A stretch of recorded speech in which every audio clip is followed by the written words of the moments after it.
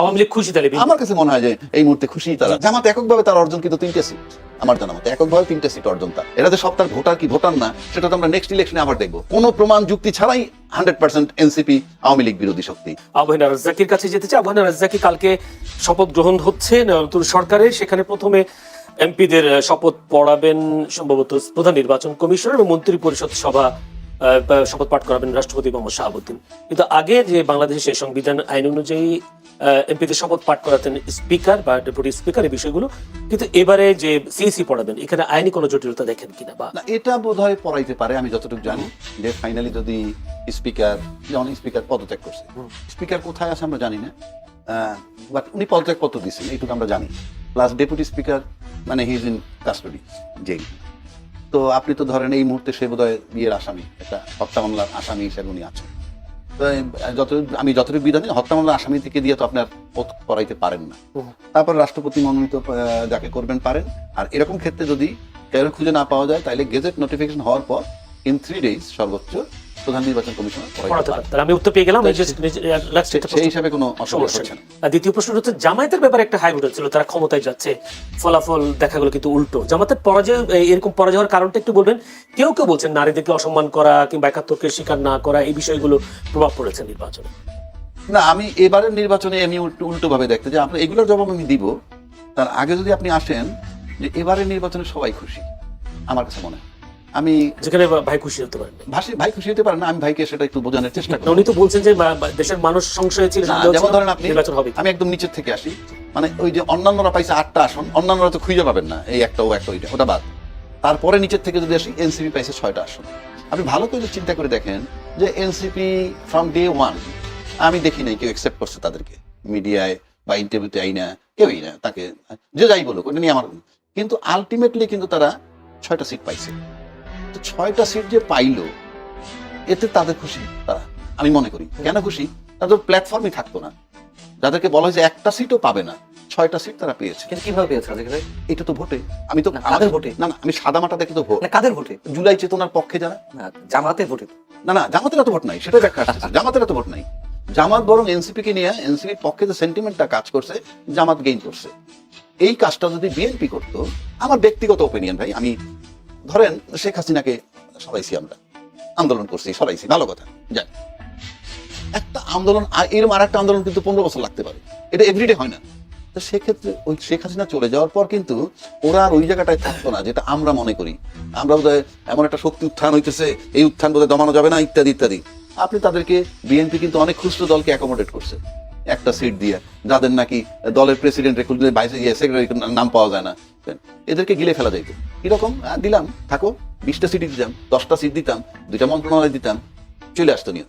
আমার ওপিনিয়ন, বিএনপির সাথে তো আমার বনবে না, এটা ওনাদের ব্যাপার। সুতরাং এনসিপি খুশি কেন? তার প্ল্যাটফর্মটা থাকলো। এখন কিন্তু এটা কলেবর বৃদ্ধি করবে আস্তে আস্তে। এবারে আসেন জামাত এককভাবে তার অর্জন কিন্তু 3টে সিট, আমার জানা মতে এককভাবে 3টে সিট অর্জন তার। আর একবার 14টা পেয়েছে, একবার 18 পেয়েছে, সেটা বিএনপির সাথে একত্রে জোট করে মন্ত্রী হয়েছে দুজন। কাজে এককভাবে যদি যাই ওই জায়গাটায়, 3টার কাছ থেকে যদি সে 66টা আসে, 3 22 68, তাহলে অলমোস্ট 3 23 69, প্রায় 23 গুণ। এটা তার জন্য বিরাট অর্জন। প্লাস 3টা কোথায় কোন নির্বাচনে পেয়েছিল? একক নির্বাচন শেষ ভোটে কত পেয়েছে? 2019 তারপর লাস্ট করে 2008 তো জামাত করেছে। হ্যাঁ 2008 করলো না, 2008 একে করেছে। হ্যাঁ, আর 2008 ছিল না, তাহলে 2001 কে কয়টা পেয়েছে? 18টা। আপনি সেটা দিয়ে রেশিও টানবেন না, 3টা দিয়ে রেশিও টানবেন। না সেটা তো বিএনপির সাথে জোট ছিল। ও আচ্ছা, সেটা তো বিএনপির সাথে জোট ছিল, আমি সেটা বলছি। আচ্ছা, তাহলে তার বাড়ছে অলমোস্ট 23 গুণ। সে খুশি হবে না কেন?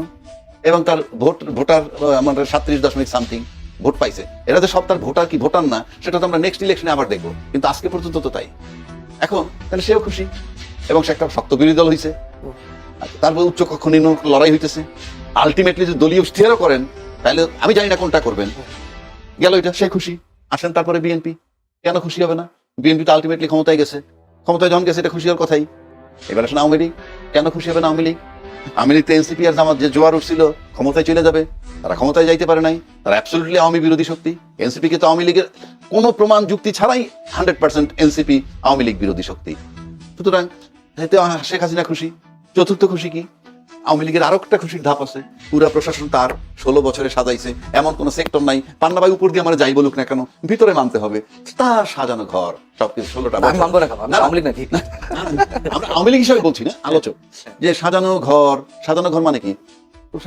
প্রশাসন কিন্তু বাংলাদেশের পাহারাদার। কিন্তু সাজানো ঘরে কিন্তু 18 মাসে রংচং করা হয়েছে, রদবদল হয়েছে, আমি নতুন নিয়োগ হয়েছে। সেটাই বলছি, সেই রংচং করা হয়েছে, সেটা ভাল লাগে নাই, না লাগায় ফাইনালি একটা নির্বাচন আসলো, এখন সেই ঘরে তখন বিএনপি বসবে। তাহলে আওয়ামী লীগের সাজানো ঘর, সেই প্রশাসন পাহারাদার, সেখানে আজকে বিএনপি বসছে, তো সেটাও তো তাদের জন্য সুখবর। কেন যে বসছো তুমি এই ঘরে, পাহারাদার কিন্তু আমার। এগুলো তাদের কাছে আওয়ামী লীগ খুশি তাহলে আমার কাছে মনে হয় যে এই মুহূর্তে খুশি তারা। এই সব দলই মোটামুটি এইরকম একটা নির্বাচন আপনি মানে বাংলাদেশে কখনো ঘটে নাই। এখন বলতে সবাই খুশি, সবাই খুশি আমার কাছে মনে হয়, এবং এই নির্বাচন সবাই খুশি, এই নির্বাচন সবাই খুশি। এখন আপনি বলতে পারেন সেক্ষেত্রে তো ঐতিহাসিক বলা যায়। ঐতিহাসিক আমি বলবোই, সেটা যদি ব্যাখ্যা দেন আমি দিব। আমি ব্যর্থ, আমি বলছিলাম ইউনূস সাহেব একটা নিকৃষ্ট নির্বাচন দিবেন, আমি ক্ষমা চাচ্ছি, আমার গবেষণা ভুল ছিল, উনি একটা উৎকৃষ্ট নির্বাচন দিচ্ছেন, কিন্তু কেন দিতে পারলেন যদি সুযোগ হয় বলবো। ধন্যবাদ আপনাকে। যদি মঞ্জুর আলম পান্না, আপনার কাছে একটা প্রশ্ন, যে আসলে উনি বলেছেন আসলে সব দল খুশি, আমরা তা দেখলাম বিএনপি ক্ষমতায় এসে আওয়ামী লীগের রাজনীতি করার পথ সহজ হয়ে গেল কেমনটা মনে হচ্ছে। এই জন্য বলছি যে বিভিন্ন জায়গায় আওয়ামী লীগের কার্যালয়গুলো খোলা হচ্ছে, খুলে দিচ্ছে, জয় বাংলা স্লোগান দিচ্ছে, এবং বিএনপির নেতারা গিয়ে খুলেও দিচ্ছে এরকম। তাহলে কি বিএনপি ক্ষমতা আসার কারণে আওয়ামী লীগের রাজনীতি করার পথটা সহজ হয়ে গেল? খুব স্বাভাবিক, খুব স্বাভাবিক। রাজাকে ভাই বলেছেন, সেই কারণে আওয়ামী লীগ খুশি। অন্তত রাজাকে ভাইয়ের এই পর্বের এই বক্তব্যে আমি সম্পূর্ণ একমত। সবাই খুশি, আমরা সবাই রাজা। এখন বিষয় হচ্ছে যে শুধু আওয়ামী লীগ, বিএনপি বা যার যার জায়গা থেকে খুশি তা না। দেখুন, এটি বাস্তবতা। বাংলাদেশের মানুষ যে দলই করুক না কেন, আমি সবসময় একটি কথা বলি, 80 থেকে 90% মানুষ মুক্তিযুদ্ধের চেতনায় বিশ্বাসী।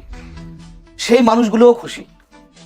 মানুষের মধ্যে একটা আতঙ্ক ছিল, একটা আশঙ্কা ছিল, অথবা আর একটা অংশের মধ্যে আশাবাদ ছিল জামাত ক্ষমতায় চলে আসছে। ম্যাটিকুলাস ডিজাইন দিয়ে হোক, সেটা ইঞ্জিনিয়ারিং করে হোক বা মেকানিজম করে হোক, জামাত ক্ষমতায় চলে, অথবা ভোটের মাধ্যমে, মনে করেন যে কোনো একটা অংশ তারা বলছে ভোটের মাধ্যমে জামাত চলে আসবে, তারা ঠিকই বলছিল, আবার আতঙ্কেও ছিল। আপনি নিশ্চয়ই, আমি আর কাউকে না উদাহরণ না দিই, আমি তো একজন সিটিজেন হিসেবে, একজন সাধারণ মানুষ হিসেবে আমি তো চাই স্বাধীনতার বিরোধী কোনো শক্তি ক্ষমতায় না আসুক। হ্যাঁ, সেদিক থেকে আমিও খুশি, অন্তত এই জায়গা থেকে। সেটাই বলছি, জি ভাই, সবাই খুশি। এটা তো বলতে হবে।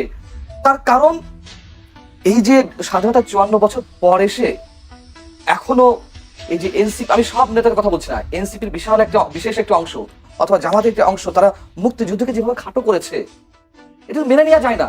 এবং 18 মাস, জয়নুল আপনি বলুন, নিজেকে আদালতের কাঠগড়ায় দাঁড় করেন, মনে করেন যে সাক্ষ্য দেন, আপনি কি নিশ্চিন্তে থাকতে পেরেছেন? মানুষের জীবনের নাভিশ্বাস উঠেছে নিরাপত্তার দিক থেকে। নতুন যে মততন্ত্র কায়েম হয়েছিল, যে মানে কখন কে মবের শিকার হবে কেউ বলতে পারছিল না, এবং এইগুলো কে ঘটিয়েছে? সবাই মিলেমিশে ঘটিয়েছে।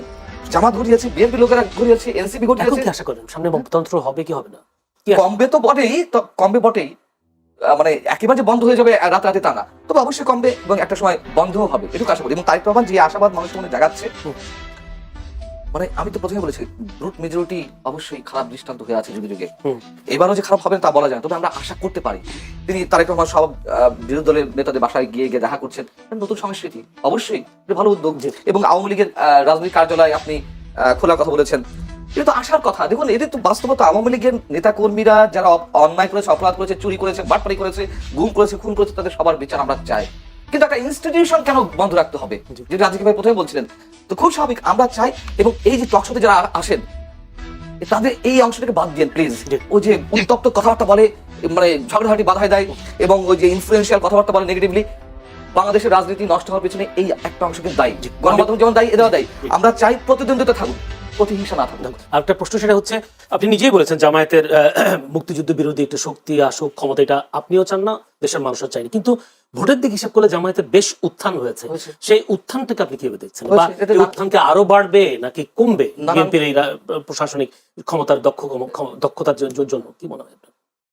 এটা একটা ভ্যালিড কোশ্চেন যে জামাত আরো এগিয়ে যাবে কিনা। আমার মনে হয় জামাত একই সর্বশেষ সুযোগ ছিল আমার ধারণা মতে, মানে ফোরকাস্টিং এর জায়গাতেও 23 গুণ ওরা উত্থান পেয়েছে। তার নানান কারণ আছে। দেখুন, জামাত পরিবার ভিত্তিক রাজনীতি করেছে 18 বছর, সমাজ মানে কি বলে এটাকে, এই শব্দটা আমি মানে এটা শব্দটা গ্রাম ভিত্তিক, হ্যাঁ ওটা তো আছেই। জামাতের রোকন সদস্য সম্ভবত 2008 সালে ছিল 15,000, সেটি বেড়ে হয়েছে, আমি দ্য ডিপ্লোম্যাটের পরিসংখ্যান বলছি, দ্য ডিপ্লোম্যাট বাংলাদেশের বিভিন্ন গোয়েন্দা সংস্থার রিপোর্ট অনুযায়ী বলেছে, আওয়ামী লীগের সময় 2023 সেপ্টেম্বরে 2024 7 জানুয়ারি নির্বাচনের আগে 2023 সেপ্টেম্বরে দ্য ডিপ্লোম্যাট একটা নিবন্ধ দিয়েছিল, প্রকাশ হয়েছিল। ওইখানে দেখা যাচ্ছে যে 15,000 থেকে তারা এই 15 বছরে বা 14 বছরে 70,000 সামথিং তাদের ওরকম সদস্য হয়েছে। এবং তারা গ্রাম ভিত্তিক কাজ করেছে। দেখুন এর মধ্যে আরো অনেক কারণ আছে।